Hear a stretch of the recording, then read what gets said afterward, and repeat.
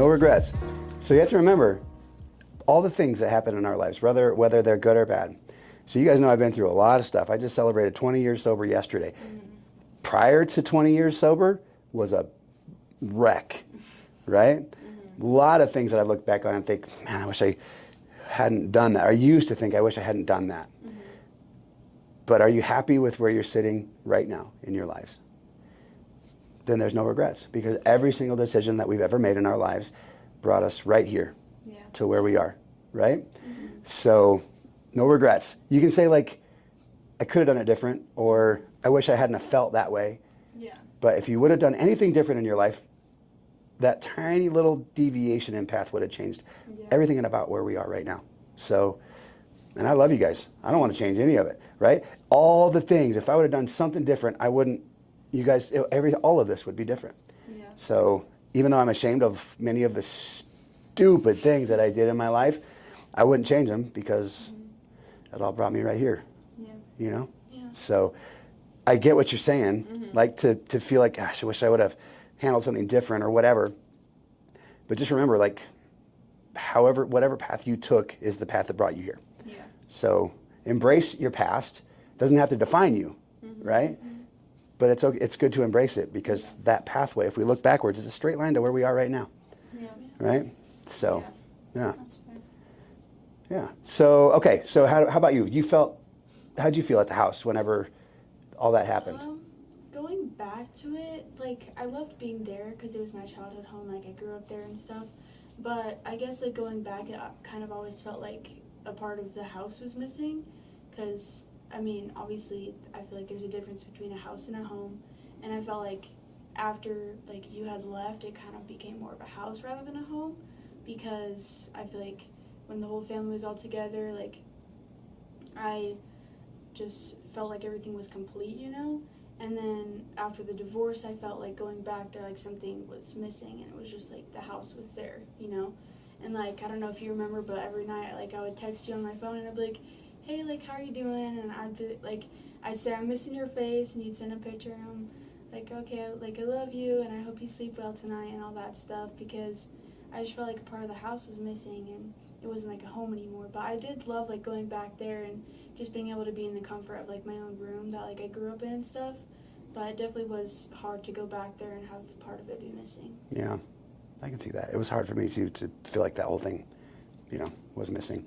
It was quiet for me, and I wasn't used to quiet. You guys are loud people. Oh, yeah. It was weird to be quiet, have everything be quiet, you know. So it was comforting to have those little bits of communication with you guys too, when, you know, at night. And sometimes I think we even video called and chatted, and, you know, we made the best of it. It wasn't hard. I mean, it was hard. It wasn't like a simple thing, but we made the best of it, I think, you know. But then, you know, then bigger changes started happening, right? So how, in your mind, and I don't know how this went, for me, on my side, when I met Becky, you guys knew about that. It was pretty, and I know that that's got to feel a little weird, but I don't know how things went on the other side with, you know, how that was going. So, I mean, knowing I know the whole product of what happened, you know, after all this happened, right? And we'll talk a little bit about that. But in the lead up to kind of another breaking point that we all know of that happened in your guys' lives, how did it feel with your parents, like, moving on? Oh, I hated it. I was so mad, because I just felt like, for me, I never expected it. Like, just because, I don't know, I think knowing now, like, I don't know, because when you're an adult and you get divorced, like, you know what you're looking for next. Like, you know what you don't want, and you know what you do want now, you know? So, you know, because at that point you'd been married, what, like 14 years, 13 years? Yeah, something like that. It was 14 years, I think, almost 14 years or something. And so... Close, yeah.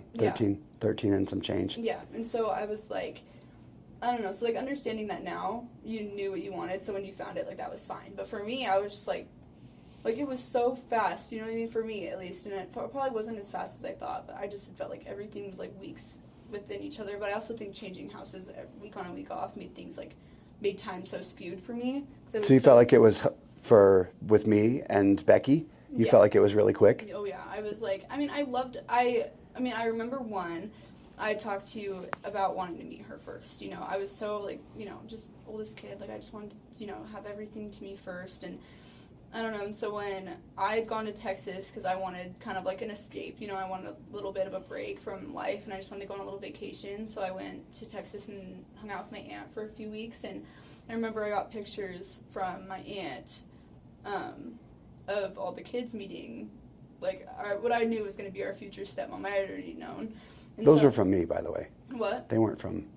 I sent those. Oh, well, I don't even remember. It was so long ago. I got pictures, and I saw that my siblings had met her, and I was so mad. Like I remember me and my aunt sat on that couch, and she just kind of was like sitting there, didn't know what to say really, but I was so mad. I was just like, I was crying, and then I'd be yelling, and I'd be crying again. I was just like, it was very emotional, because I was just like, well, how dare he? It was just, you know, how dare he let all of them meet her before me? And I remember I came home, and either you or her had set up some date for me and her to go on, and I was just like, the whole night before, I just was so sad. I was going to go in and be so mean to her. I was going to scare her away. I was going to try to make her, like, hate wanting to be, like, not want to be with my dad, you know?